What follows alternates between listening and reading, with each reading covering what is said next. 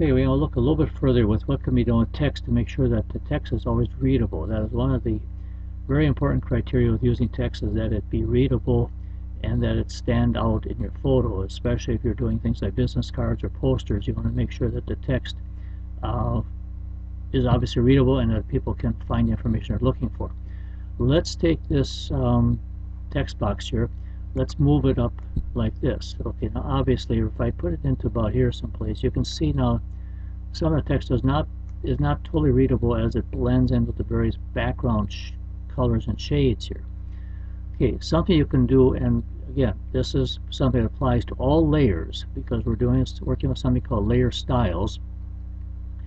It's on a layer. If you go up to this palette up here, the second box right here is layer styles, and if we go over here to, let's say, we go to layer styles, we're dealing with text right now. If I use this drop down, I can do something. Let's say I'm going to use a stroke. Use a stroke like this, and for now I'm just going to choose this blue stroke. This blue stroke as such. I'm going to double click that, and now it gave an edge around that text. You can see it's gave it a stroke. That's what they call it. Double clicking this icon right here in this layer, this FX icon, brings up a dialog box. Okay, I can set the size of the stroke. Maybe it's a little bit too bold. I can set that down. If I highlight this, and let's say I type in 5, make it a little smaller. That's a little better. You've got a color swatch here. If I click this color swatch, I can actually all my colors and choose a different color. Maybe you want to try something a little different. Okay, maybe you want to try white. See what that does. We could go into the yellow spectrum, something like this. You've got 16.7 million colors to choose from. And I think I will go back into the blue actually to kind of match the text type there a little bit, to give it some kind of uniformity there. And let's say okay to that. But I'm going to go back here and make this down maybe to about 3 pixels. See what happens with that. It's a little bit too small. Let's go to 4 pixels. Okay, and let's say okay to that.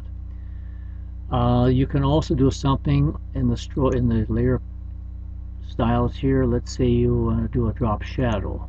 Okay, I can do a drop shadow. Let's try this low, and you can see now that there's a little bit of relief there. It's a little bit of depth to it. Let's try my FX icon here. The drop shadow. Let's make the opacity a little bit darker so it stands off a little better. Distance, size, maybe let's go to about a 12 pixel size. Let's see what that does. Let's go 15 pixels. That's better. And then the distance can be brought maybe a little bit closer like this. And what that does is, again, it draws attention to the text. It has no effect on it right in through here, but it does have effect here where it's showing some drop shadow as though it's standing off of the paper a little bit.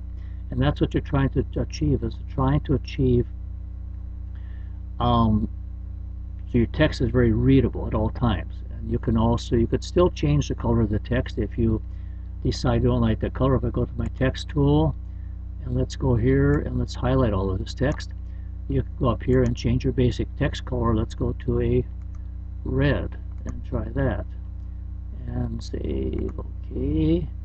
And you've got that. And now the red kind of matches the berries color, yet the white stroke sets it off so you can definitely read it. So you want to make sure that you can read the text that's very legible at all times.